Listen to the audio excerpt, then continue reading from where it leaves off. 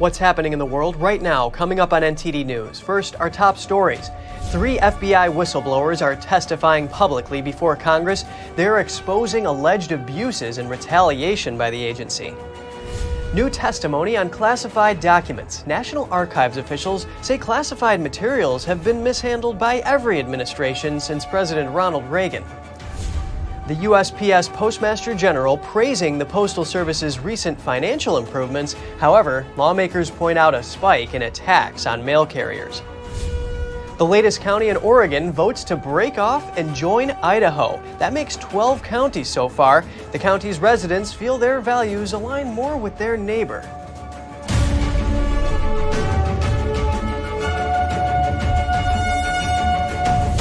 Welcome to NTD News Today. I'm Kevin Hogan. Our top news is on President Biden, who has arrived in Japan for this year's Group of 7 meeting. Biden told his Japanese counterpart that the U.S. and Japan will hold Russia accountable for its invasion of Ukraine. And I'm proud that the United States and Japan are facing it together. And, we stand up for shared values, including supporting brave people of Ukraine as they defend their sovereign territory, and holding Russia accountable for its brutal aggression. The G7 summit runs from Friday through Sunday. The leaders plan to discuss possibly tightening sanctions against Russia, as well as security concerns about China, among other issues. And more from the Indo-Pacific, the Quad summit between the U.S., Australia, India, and Japan has reportedly been canceled. This after President Biden canceled his attendance to hold talks to avoid a default on the nation's debt. However, Australian Prime Minister Anthony Albanese said the summit could go on as planned without Biden there. To learn more, we're joined live by retired U.S. Army Colonel and former Director of Cybersecurity Policy at the Department of Defense, John Mills. John, it's great to have you with us. Kevin, thank you. Always an honor to be on your show. Analysts say a canceled Quad summit is a win for Beijing and a blow to U.S. Indo-Pacific standing. What's your reaction to this? Well, first and foremost, presidential movements and participation in meetings are a very complex event. But canceling something of this magnitude sends a very wrong and bad signal to everyone, to our other Quad partners of Japan, Australia, and India, also to China. And the excuse that the president has to stay home and take care of a budget default falls flat and just does not come across well. I think it's a very bad decision. Jake Sullivan, it's just, what is he thinking? Kurt Campbell, what are they thinking? Tony Blinken, what are they thinking?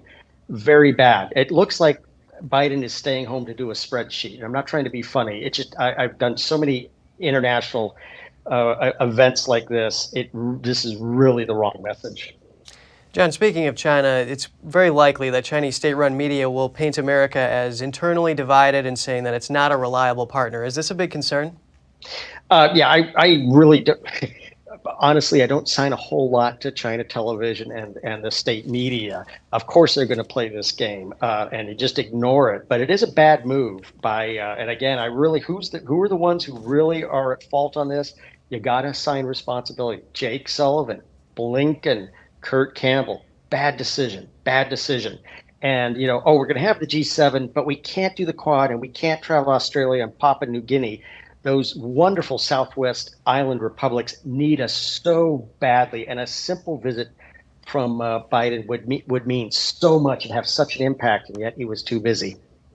Diplomacy is very important in that region. The U.S. State Department has said the Chinese regime poses a threat to global peace and security. And at the same time, according to Money.com, if there was a default, the credit rating, the GDP, the stock prices would all fall, unemployment would go up, payments from government programs wouldn't get out. Is the president's priorities right here? Well, I mean, I think we're all old enough. This debate goes back years, but the size of the federal budget, the size of the annual debt, the size of the accumulated debt, the poor numbers, because we don't even know what these numbers are anymore. We used to know these numbers, but we got a roughly, $20 trillion GDP. We think 25 trillion accumulated debt, unclear, probably 2 to 3 times that. What depending on how you're measuring this. People are fretting about a default. Ladies and gentlemen, we have to get our budget under control.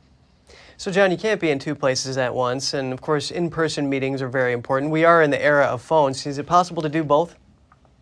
Well, the Biden team has tried several Zoom conferences. They went over very badly when he was having face-to-face international meetings. The Biden team was doing Zoom sessions, which really sent such a bad message. And these are important.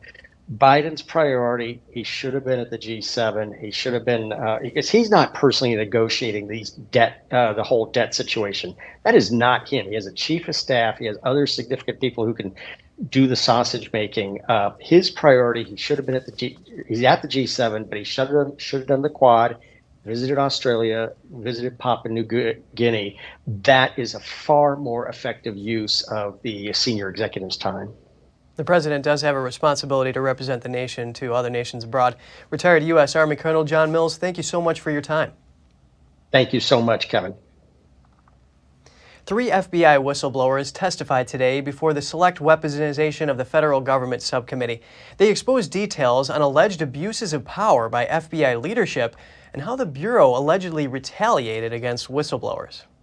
In August 2022, I made protected whistleblower disclosures to my immediate supervisor, assistant special agents in charge, and special agent in charge about my concerns regarding January 6 investigations assigned to my office. I believed our departures from case management rules established in the FBI's Domestic Investigations and Operations Guide could have undermined potentially righteous prosecutions and may have been part of an effort to inflate the FBI's statistics on domestic extremism. House Judiciary Committee Chairman Jim Jordan accused the FBI and the DOJ of getting politicized in recent years. Steve Friend, a former FBI special agent, he said his security clearance was suspended in September 2022. He says that was after he objected to the use of a SWAT team in arresting a subject who the FBI said illegally entered the Capitol on January 6th. To all our whistleblowers, yes or no, do you believe that the retaliation pattern has a cooling effect on other agents from coming forward or speaking up? Yes or no? Mr. O'Boyle? Absolutely. Yes. Yes. Do you believe that the FBI is purposefully hostile to you for that reason, to keep agents from speaking up? Yes. Yes, without question. Yes. So I think it's clear we have a pattern here. If you speak up about the abuses, you are seen as an agent or are sharing information that may not fall in line with the FBI's political narrative. You will be suspended without pay, have your security clearance revoked, and your life will be turned upside down. It's pretty clear that the MO is if you don't comply, they will retaliate. If you don't agree with the political agenda, you get suspended. And they do it in such a way to deter others from speaking up and speaking out. That, ladies and gentlemen, is the weaponization of government. Democrats have been questioning the credibility of the 3 men's testimony, yet Congresswoman Kat Cammack said the FBI retaliation was real and that the 3 were clearly whistleblowers who were wrongly treated. Every administration since President Ronald Reagan has mishandled classified materials, including mixing classified and unclassified documents. That's what National Archives officials told the House Intelligence Committee during a closed-door interview in March. NTD's Daniel Monahan has more on their testimony. The latest revelations come after the committee voted to release an unclassified transcript of the testimony. Director Mark A. Bradley, who heads the Archives Information Security Oversight Office, said, "Since about 2010, we have gotten over 80 calls from different libraries where mostly members of Congress have taken papers and deposited them in libraries for collections, their own papers." Bradley later clarified that all the calls concerned the discovery of classified information by the librarians receiving those materials. Former President Donald Trump, former Vice President Mike Pence, and President Biden have all come under the microscope. This due to either alleged or confirmed mishandling of classified documents from their time in the White House. The recent increased interest in classified documents began with a conflict between the archives and Trump over classified documents from his time in office. The agency ultimately referred the case to the Department of Justice, which executed a high-profile search warrant on Trump's Mar-a-Lago residence in August 2022. Trump's legal team wrote a letter to the House Intelligence Committee in April this year to explain how classified documents ended up mixed in with unclassified materials. The letter said, "White House institutional practices for the handling of classified materials, including declassification procedures, are inconsistent with how the intelligence community and military handles classified materials. This is indicative of the staff's packing processes and not any criminal intent by President Trump. The archive's chief operating officer William Basanko told Congressman French Hill that in the 80 cases since 2010 and the 3 we are dealing with now, it appears that classified were inadvertently, presumably inadvertently, commingled with unclassified documents prior to packing. The Senate confirmed the archive's newest director, Colleen Shogan, on May 10th. Daniel Monahan, NTD News. Prosecutors say the Air National Guardsman accused of leaking classified documents on social media was warned multiple times over mishandling classified information. They told a judge 21-year-old Jack Teixeira had been warned at least on 2 occasions. One was in September, when he was told to stop taking notes on classified intelligence. Then in October, officials told him to stop asking specific questions about information he was provided. A third incident report says a superior observed him looking at intelligence not related to his primary duty, but he was not reprimanded that time. A Massachusetts magistrate judge is slated to soon decide if Teixeira will stay in jail while he awaits trial. The Postmaster General says the U.S. Post Office has made great progress in its Delivering for America 10-year plan. However, House representatives are making it clear they want to see even more improvement, especially regarding crime. Here's the story. We have improved our service, stabilized our workforce, expanded our capacity, started to modernize our nationwide network, and just 2 years into a 10-year plan, we have cut in half our projected financial losses. Postmaster Louis DeJoy on Wednesday told a House Oversight Subcommittee that before implementing the Delivering for America plan, the Postal Service's projected 10-year deficit was $160 billion. The plan has reduced that number to $70 billion. Republican Chairman Pete Sessions acknowledged the postmaster's efforts, saying that the Postal Service is subject to economic forces just like other businesses. Fuel prices, labor issues, the things that growth and the changes in the marketplace are all part of what this Postmaster General has to work with while maintaining the delivery of mail, which is the mission of the post office. However, the Democratic ranking member pointed out more than 2,000 postal carriers have been assaulted or robbed since 2020. He went on to indicate that he doesn't agree with the proposed solutions to the problem. The Postal Service's announced actions last week to address postal crime seem to me to be very light on proactive protection for letter carriers. The Postal Service's proposal focuses on hardening physical infrastructure, which is, of course, helpful in terms of preventing mail theft, but it really doesn't do anything to help keep the postal workers safer. Other lawmakers throughout the hearing voiced similar concerns regarding crimes toward mail carriers. Most of us grew up in an America where postal carriers were not being robbed. DeJoy said USPS staff are studying multi-factor verification technology, time locks, and hardening clustered mailboxes to prevent unauthorized access. Senator John Kennedy at it again. He tripped up a judicial nominee of President Biden's during her confirmation hearing yesterday. Here's Kennedy quizzing the judge. Tell me about the dormant Commerce Clause. Senator, I'm somewhat familiar with the Commerce Clause, which is found in Article 1 of the Constitution. Well, it was a big Supreme Court case. It just came out of your state. And I apologize, Senator. In my 11 years of practice and my 5 years on the bench, I have not dealt with the dormant Commerce Clause, but if I am so fortunate enough to be confirmed and have to deal with it in the future, I would certainly research it and, be prepared. All right, then just tell me about the big case Kennedy referred to centered around a California law about pork products. The Justice Department argued against the state, saying it violated the Dormant Commerce Clause. The clause prohibits one state from discriminating against another state's commerce. But the Supreme Court last week ruled in favor of California, allowing it to continue certain welfare standards on pork imports from other states.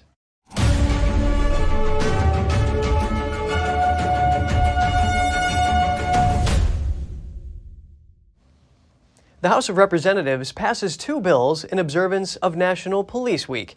Both are aimed at supporting police. Most Democrats oppose the bills. One bill makes illegal immigrants who assault police automatically deportable, and another allows retired federal law enforcement officers to purchase surplus federal weapons. Democrats oppose the first bill, saying it would unfairly target those with valid asylum claims, and the second over Republican refusals to require background checks. Democrat Jerry Nadler said he supported the previous version of the bill that called for background checks and would have used proceeds to finance gun violation prevention programs. GOP Congressman Russell Fry said officers already went through checks to be trusted with weapons in their work, and that the plan would help the government recoup part of its investment. He said currently they spend millions to destroy the unpurchased guns.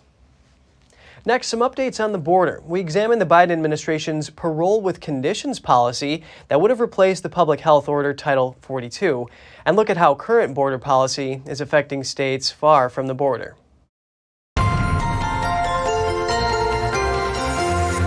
Joining me now is Rodney Scott, retired chief of U.S. Border Patrol and senior fellow of border security at Texas Public Policy Foundation. Thank you so much for your time today, Rodney. Thank you for having me on. Really appreciate it. 6,400 illegal immigrants were released into the United States. They're of no registration number, no court date, and that's under President Biden's new parole policy. That was right before a federal judge's block on the policy took effect. Does Biden's parole program benefit the public? Absolutely not. It's just a streamlined way of releasing people in the United States. By the way, people are still being released today, but they're being released with a notice to appear. Really, either process allows people to roam freely about the United States, and we know very little about them.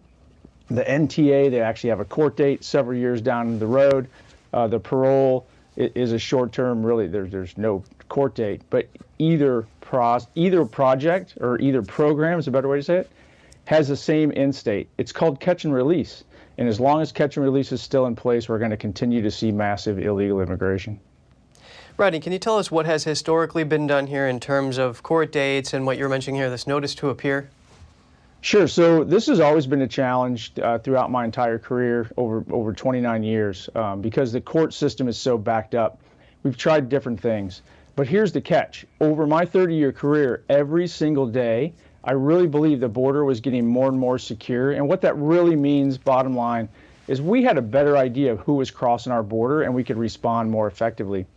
Under the last administration, we tried a few things and we flipped the dynamic, if you will, and made a significant impact on border security. We did that through the Remain in Mexico program. People still got a court date. They still got set up for, if they wanted to claim asylum, still got set up to see a judge.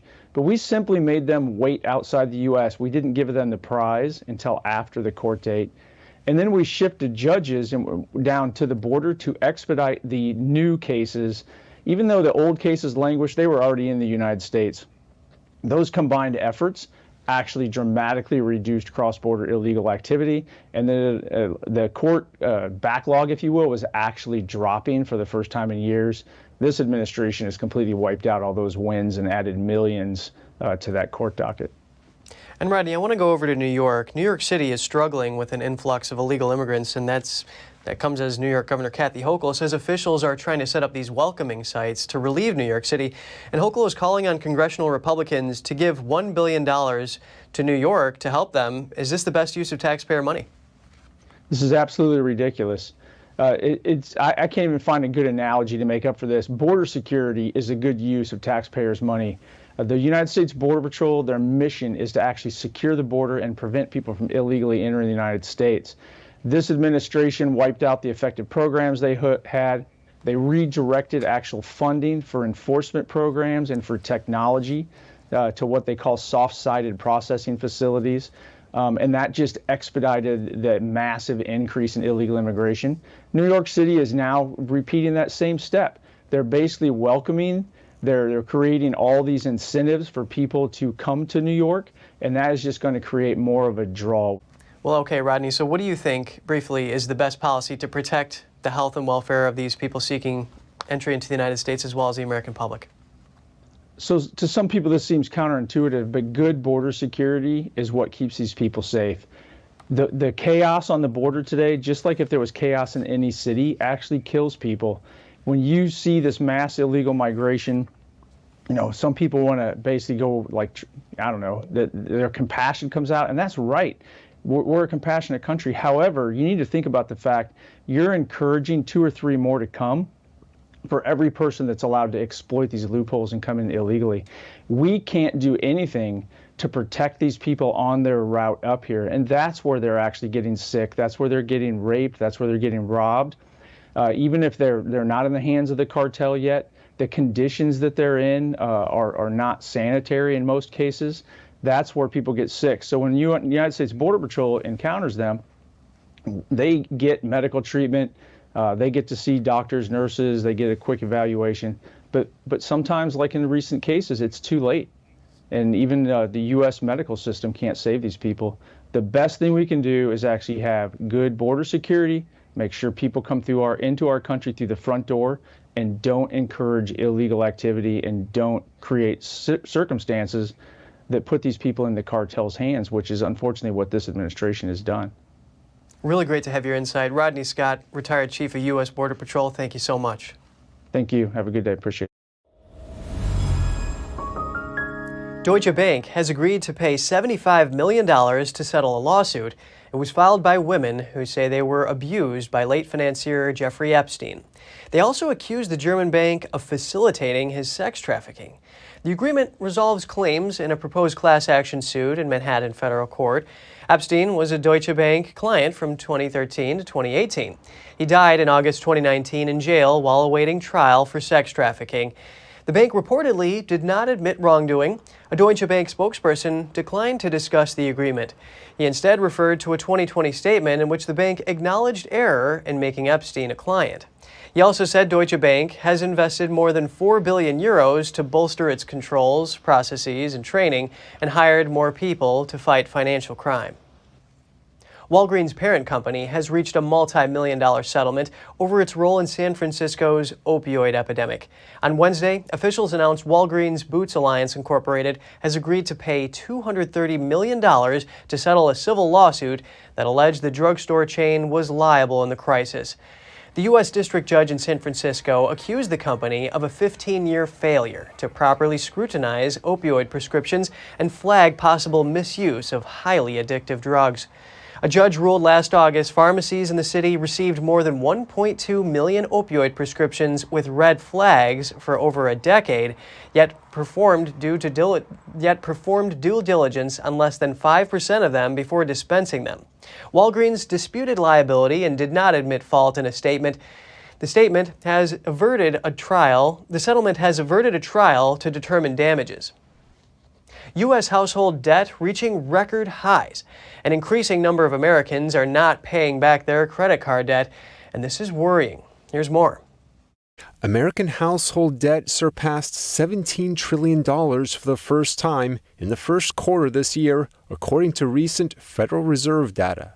About $986 billion of that are credit card balances. The number is largely unchanged compared to the previous quarter. The number of people holding on to their debt is rising, according to Bankrate.com analyst Ted Rossman. Our research shows that 60% of people with credit card debt have had it for at least a year, and that's up from 50% last year. Credit card debt is persistent. People typically pay off their debts from the holiday season in the first quarter of the year, but it seems like this year people didn't do that. It marks the first time in 20 years that people didn't pay off their debt, and this is worrying.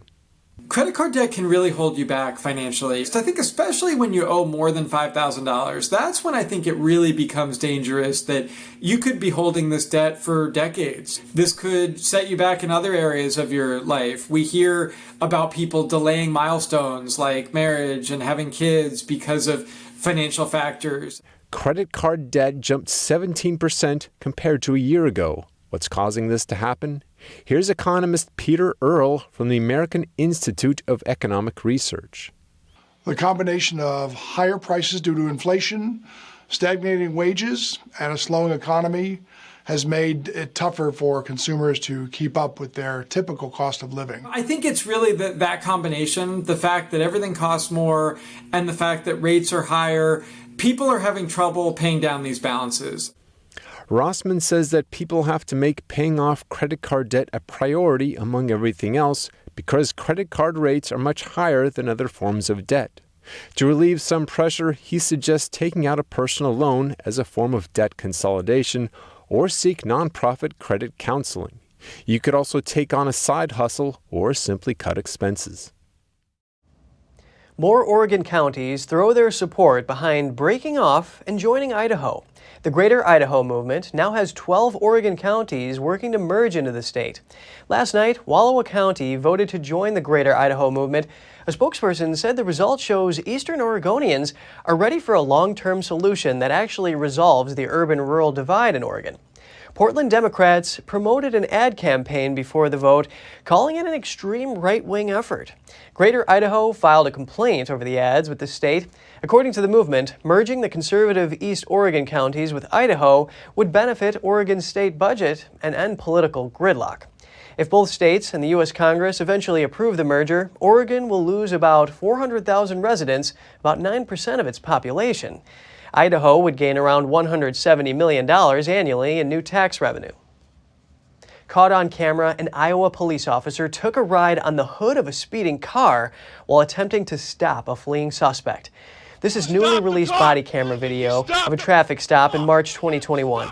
Authorities say police officer Patrick McCarty was speaking about a warrant to a passenger in the vehicle when the passenger pushed the driver out of the car and took control. The video shows Officer McCarty step in front of the vehicle with his gun drawn before ending up on the hood. According to investigators, the car reached speeds of more than 50 miles per hour before McCarty was flung from the hood. McCarty suffered back injuries, but has since recovered.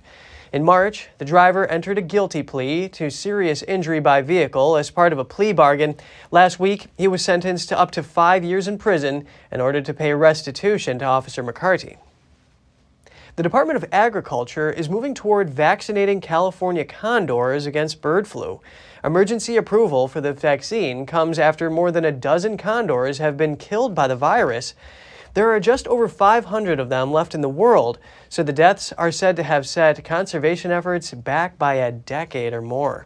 The USDA granted emergency approval because of how critically endangered the birds are and how easy the small population is to monitor. Since the vaccine has never been used, it will be tested on North American vultures. It will first be tested on North American vultures. The latest outbreak of bird flu has led to the deaths of millions of birds in the U.S. Part of that is because farmers generally have to kill their entire flocks when the virus is detected. That method is used to control the outbreak over vaccines because it's difficult to mass vaccinate birds, and many countries don't accept exports from countries that vaccinate. Oscar Mayer's beloved Wienermobile is getting a new name. It goes along with a product the company is focusing on, 100% beef franks. The vehicle now goes by the name of the Frankmobile. Across the lower part of the vehicle is written the all-beef Beef Frank Frankmobile. The vehicle also reminds viewers with lettering that says, "Please do not lick." The name of the vehicle's drivers have also changed. Instead of being called hot doggers, they're now called Frankfurters. The company has a section on its website where fans can track the travels of the Frankmobile. The original Wienermobile debuted in 1936. The company has 6 vehicles in its fleet of hot dog-shaped vehicles. And coming up, the UK and Japan agree to deepen defense cooperation amid growing concerns about the threat from China in the Indo-Pacific region. How to counter the Chinese Communist Party's economic aggression. Lawmakers are setting out to level the playing field. Find out more when we return.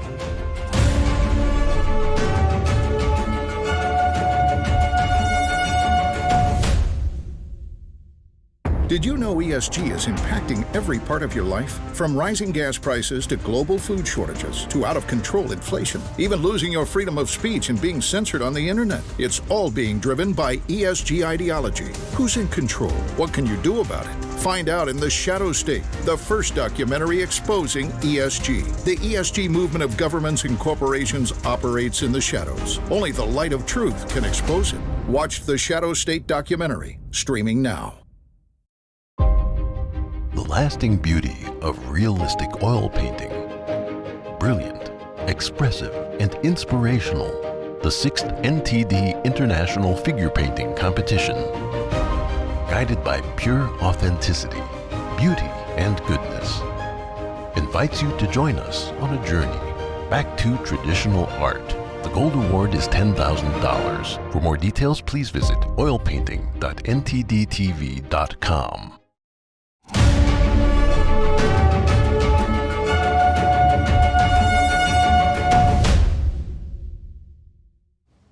Welcome back. The UK and Japan have agreed to a landmark cooperation accord ahead of the G7 summit.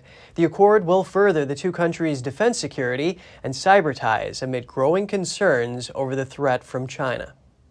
UK Prime Minister Rishi Sunak and Japan's Prime Minister Fumio Kishida on Thursday agreed the Hiroshima Accord, stepping up defence cooperation. The two countries have forged closer relations over the past 6 months. We would like to demonstrate our broad cooperation by signing the Hiroshima Accord between Japan and UK. The Hiroshima Accord includes new agreements on defence, trade and investment, and science and technology. The values that our two countries share are the same, and I look forward to building on not just our friendship, but also the partnership between Japan and the United Kingdom. The UK and Japan want to foster closer defence, security and cyber ties amid growing concerns about China. Sunak said closer cooperation will strengthen the two countries' security at home ahead of the meeting with his Japanese counterpart. We share with Japan a belief in a free and open Indo-Pacific region. That's very important, and we're increasing our engagement in the region to work with allies like Australia, like Japan, to ensure that the Pacific region does remain free and open. Hiroshima is Kishida's hometown. Sunak attended a bilateral dinner wearing the red socks of baseball team Hiroshima Toyo Corp. Kishida is a fan of the team. Yes. How can the U.S. defend itself and counter economic aggression from the Chinese Communist Party? That's what lawmakers in Washington aimed to find out yesterday in a hearing called Leveling the Playing Field. NTD's Jeremy Sandberg has more on the hearing and testimony from witnesses. The Select Committee will come to order. Welcome, everyone. The bipartisan group of lawmakers of the Committee on the CCP agree the economic threat from the Chinese Communist Party is one that cannot be ignored. Republican Chairman Mike Gallagher says it's time to stop admiring the problem and actually get down to solutions. We need to stop fueling our own destruction. This means we shouldn't fund PLA modernization, we should protect our sensitive research and critical technologies, and not sacrifice national security for short-term profits. Gallagher says it's time to take off the golden blindfolds and open our eyes to the risks in China. American businesses shouldn't be complicit in the CCP's ongoing genocide, and American capital should not fuel human rights abuses. The chairman declared it's time to reinforce economic sovereignty and reshore critical supply chains. Democratic Ranking Member Raja Krishnamurthy says the U.S. needs to protect itself from unfair and competitive trade practices by the CCP. He suggested what he calls the 3 Ps to put America back on track to win the strategic competition. People, production, and partnership.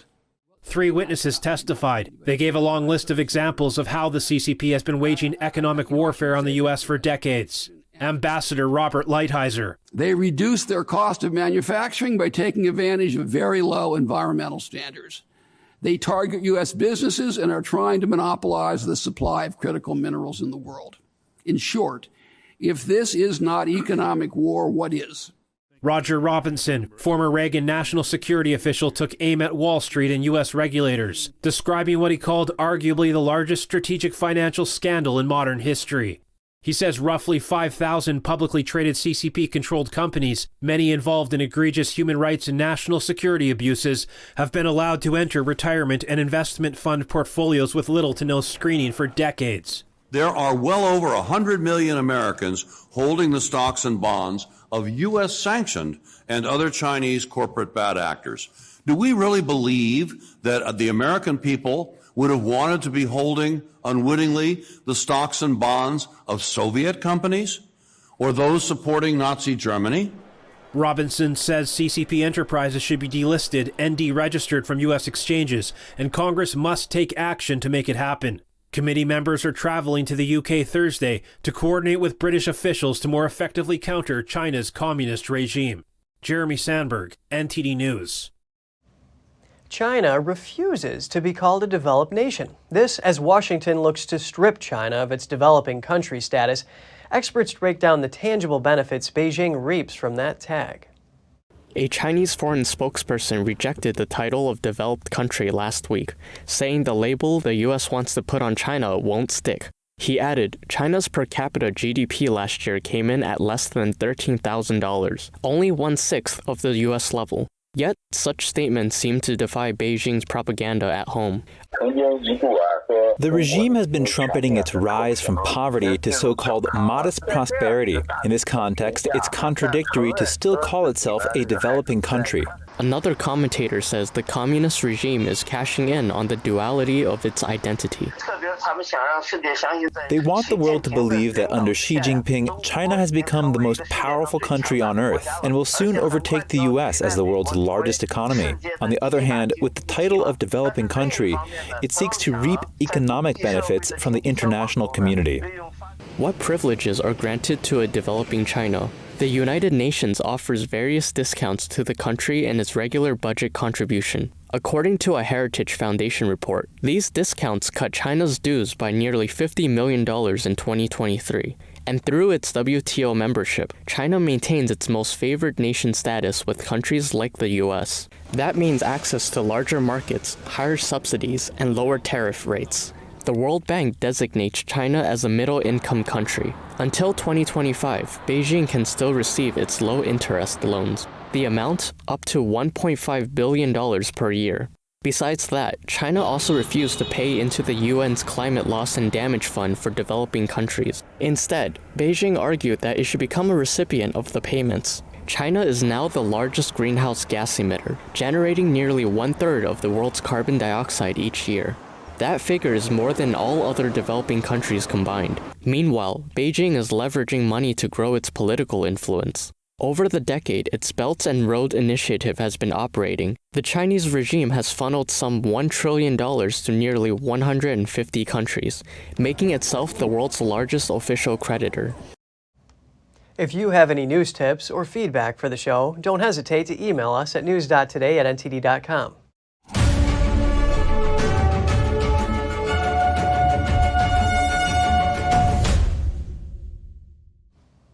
Ukraine's foreign minister tells a top Chinese envoy that Ukraine won't cede any territory to Russia, even if it would end the war. He also said Ukraine won't accept any proposals that involve freezing the conflict. The Chinese regime's representative for Eurasian affairs visited Kyiv and spoke with the Ukrainian foreign minister. This is the first visit by a senior envoy from China since Moscow's invasion in 2022. The former ambassador to Russia is also expected to go to Russia, Poland, France, and Germany. The Chinese regime has refrained from condemning Moscow or referring to its actions as an invasion, leading to criticism from European countries and the United States. They have questioned China's credibility as a potential broker in the conflict. The British Prime Minister has backtracked on his pledge to shut down Chinese state-sponsored Confucius institutes in the UK. The institutes have been banned in several countries across the world and are seen as a Chinese soft power threat in the West. NTD's London correspondent Malcolm Hudson has more. British Prime Minister Rishi Sunak has abandoned his promise to shut down the 30 Chinese state-sponsored Confucius institutes here in the UK. His office said the government is taking action to remove government funding from the institutes, but decided it would be disproportionate to ban them. This comes shortly after former Prime Minister Liz Truss called on Sunak to fulfill his promise. On the surface, Confucius institutes run Mandarin courses in universities and facilitate cultural events. But they have also been accused of censoring speech, discriminating against Chinese ethnic minorities, propagating communist ideology, and exerting undue influence on their host institutions. During his leadership campaign, Sunak pledged to kick the CCP out of our universities and declared China the biggest long-term threat to Britain. But on becoming Prime Minister, he adopted softer language, choosing instead to describe China as an epoch-defining challenge rather than a threat. A Downing Street spokesperson said the government recognizes concerns about Chinese interference in universities. They said, "We are taking action to remove any government funding from Confucius institutes in the UK, but currently judge that it would be disproportionate to ban them." Speaking to Talk TV, Former Conservative Party leader Sir Ian Duncan Smith said he's disappointed with Sunak's U-turn. He said, "Confucius institutes are well known to have nothing to do with language. The truth is they are there to spy on particularly Chinese students and particularly Hong Kong students that are here." Malcolm Hudson, NTD News, London. 9 people died and thousands were evacuated from their homes due to floods in northern Italy. Exceptional rains caused rivers to bust their banks, triggering floods and landslides. Sunday's Formula One Grand Prix race in the previously drought-stricken region has been called off. Italian authorities race against time to evacuate stranded residents. 9 people have died in torrential rain in the country's northern region, triggering floods and landslides. Thousands of people were left homeless on Thursday. Some stranded residents were winched from the rooftops by rescue helicopters. Others were carried from their homes to amphibious vehicles. Officials said some areas received half their average annual rainfall in just 36 hours. Rivers burst their banks, sending water cascading through towns and submerging thousands of acres of farmland. Residents of a flood-stricken town save what they can of their belongings.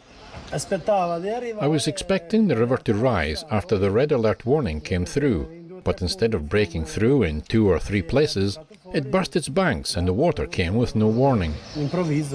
A healthcare shop owner said many of his goods were ruined. First impression, it was just terrible, as though it had just thrown around all this dirt, all this mud.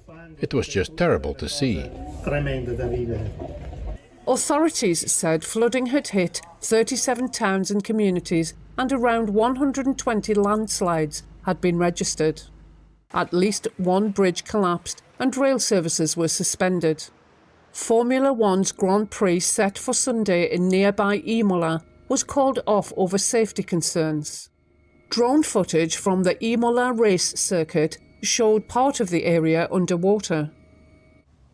Heavy storms also battered the Turkish capital Ankara, and yesterday a piece of furniture was spotted flying from a high-rise building. The footage captured by a local shows the sofa flying from the balcony of a 35-story apartment building. Onur Kalmaz said he was holding his phone and trying to check his car when he saw the couch coming toward him. He said it fell into the garden after crashing into nearby buildings. The Ankara mayor issued a warning from his social media page on Wednesday, urging residents to be careful about strong winds and flash floods. And just ahead, a surprising musical match. We take a look at the homes of 2 unlikely neighbors, rock star Jimi Hendrix and German composer Handel. A British adventurer sets a Guinness World Record by visiting the 7 wonders of the world in record time. He uses his adventures to raise money for charity. Get the story right after the break.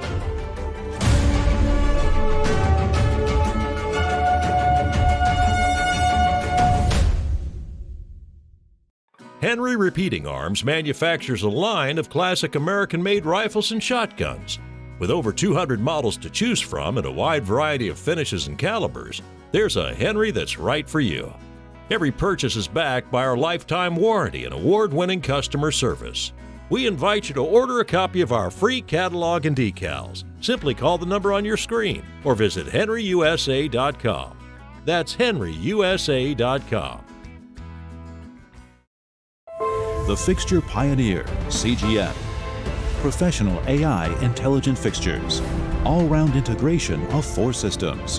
High precision, high durability, high quality. 2-micrometer repetition accuracy. More than 80 patent certificates. ISO 9001 approved.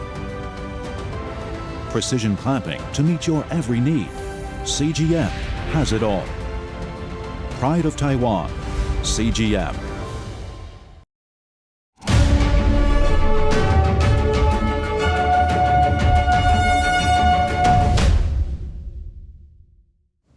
Good to have you back with us. A space dedicated to an unusual musical match reopens in London today. The 18th century composer George Frederick Handel rehearsed and wrote his greatest works there, including his masterpiece Messiah. Guitarist Jimi Hendrix then moved in next door more than 200 years later. NTD's Jane Worrell was at the Handel-Hendrix house and sent us this report.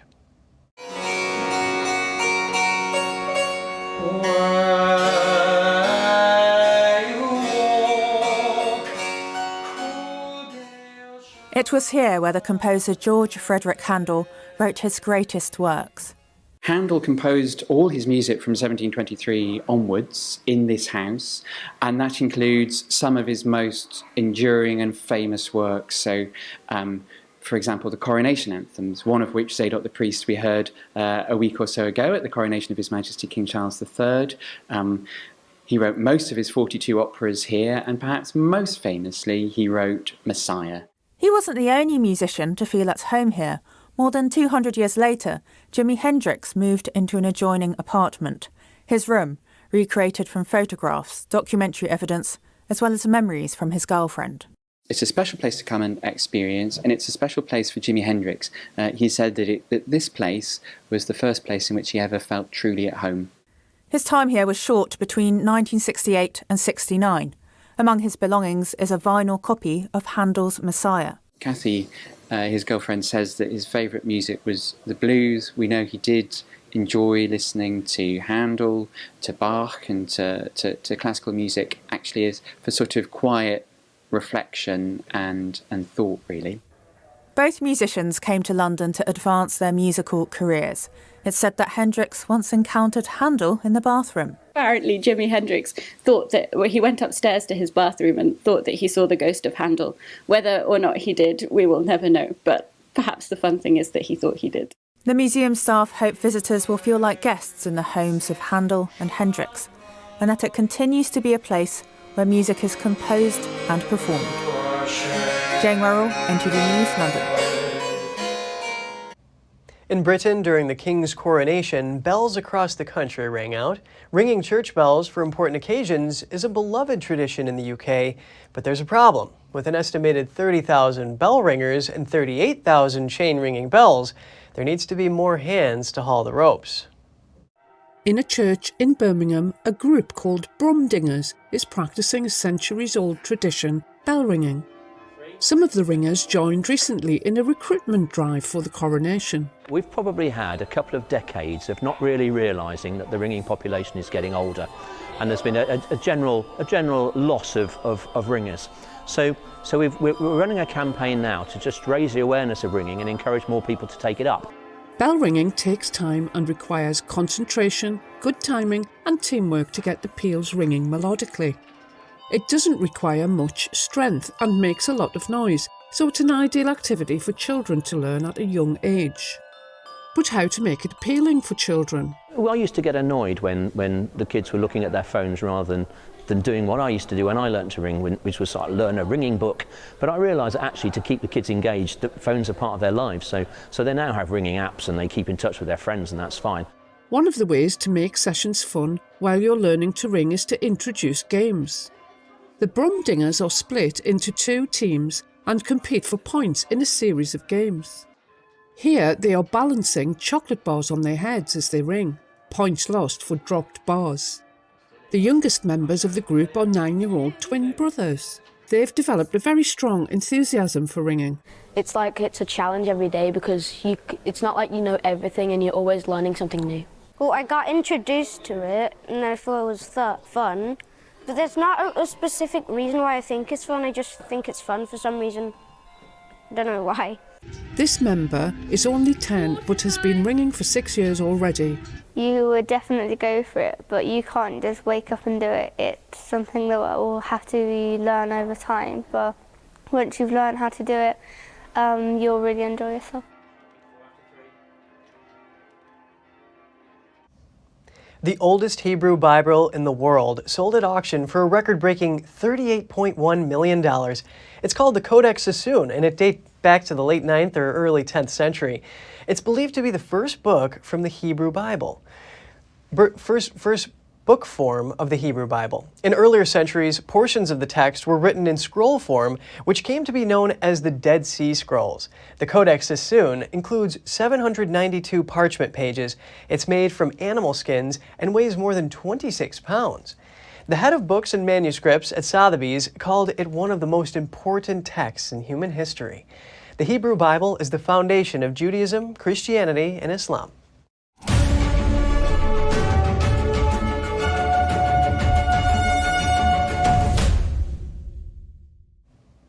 A 13-year-old Michigan boy who saved his sister from a suspected kidnapper last week says he knew he had to act. Owen Burns says the 8-year-old was in the family's backyard when a teenager came out of the woods and grabbed her. Burns says he saw the struggle, attacked the suspect with his slingshot, and hit him twice. It just felt like I was scared and I had like something to do, because if I didn't grab it, she would have been taken away or more worse. So I grabbed anything I could get. I had a gravel rock in there and a marble right next to it. So I grabbed it, I put it in here, and I just shoot it.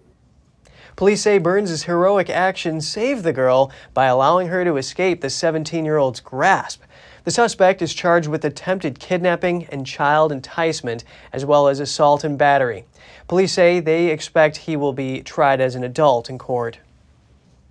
Freshmen at the U.S. Naval Academy have successfully completed a grueling and amusing annual school ritual. They worked for 2.5 hours to get to the top of a greased monument. At the top of the 21-foot-tall Herndon Monument, they had to replace a freshman hat with an upperclassman one. It marks their official passage to 4th-class midshipmen. The climb dates back to the 1950s. The monument is greased with a heavy coat of vegetable shortening, and freshmen must exercise perseverance, teamwork, and ingenuity to replace the hat. As they struggle under the weight, a steady stream of water is sprayed over them to keep them cool. Chris Paris from Louisville, Kentucky, got to the top and capped the monument. Since record-keeping began in 1962, the longest time to cap the monument was 4 hours and 5 minutes by the class of 1998. The shortest time was 1 minute and 30 seconds by the class of 1972, but the monument wasn't greased that year. A British adventurer has set a Guinness World Record by visiting the 7 wonders of the world in less than 7 days. NTD's Andrew Thomas has the details on his odyssey. We've done it. In just 6 days, 16 hours, and 14 minutes, Jamie McDonald traveled more than 22,000 miles to see the new 7 wonders of the world. Did I enjoy every wonder? Absolutely. You know, for me, I understand it's all about the journey, and the destination is always a bit of a letdown when you're adventuring. But in this instance, it wasn't. Like every single time we got to a wonder, it was just magical. The list includes the Great Wall of China, Petra in Jordan, India's Taj Mahal, the Colosseum of Rome, Machu Picchu in Peru, the Christ the Redeemer statue in Rio de Janeiro, and the ancient Mayan site of Chichen Itza in Mexico. But his travels didn't always go smoothly. I ended up missing a flight. I went to the wrong terminal. But luckily they kind of swooped in and managed to get me on the next flight, and then of course then make the next piece of transport after that. Otherwise the whole thing could have went under. At the Taj Mahal in India, McDonald only had a few moments to look at the landmark and track down an official witness. I think I slept 12 hours in the space of 7 days. So from that front, it was really challenging, and it was go, go, go non-stop. I think when we saw the Taj Mahal, the taxi driver pulled up, we ran, right? Or I ran. But his odyssey had some moments of calm. Machu Picchu was one of my favorites. Over 8,000 meters of altitude, so up in the clouds in the mountains. It felt spiritual. A crippling medical condition McDonald suffered as a child was his main motivation. The condition I had as a kid is called shrink of my ear. So I had weird symptoms like an immune deficiency, epilepsy, so I spent most of my time in and out of hospital. McDonald uses his adventures to raise money for charities. He says he's raised $1.25 million over the years. Hello? So what's next? The father of 3 says the next challenge will likely be closer to home, and that parenting is an adventure in itself. Andrew Thomas, NTD News. A brand new trailer is providing a preview of some of the amazing stunts you'll see in Mission Impossible: Dead Reckoning Part 1. Our lives are the sum of our choices.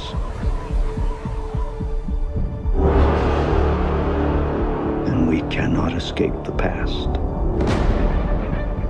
Ethan, this mission of yours is gonna cost you dearly.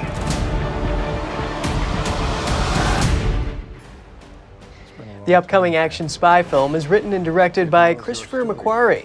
The movie finds Ethan Hunt and his team on a mission to prevent a deadly new weapon from falling into the wrong hands. The 7th installment in the billion-dollar action franchise hits theaters July 12th. And that's all for today's program. We're really glad to have you with us. Please send us an email if you'd like to tell us something. We're going to put it on screen. For podcasters, that's news.today@ntd.com. I'm Kevin Hogan, NTD News, New York City.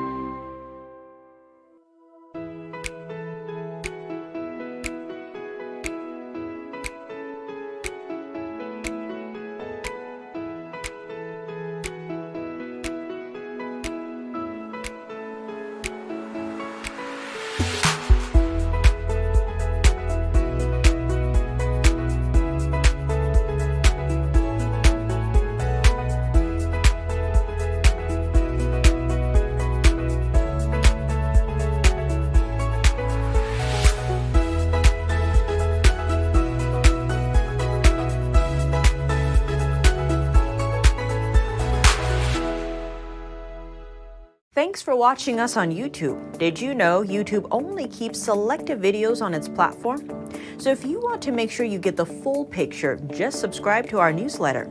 Go to newsletter.ntd.com and sign up. It's free.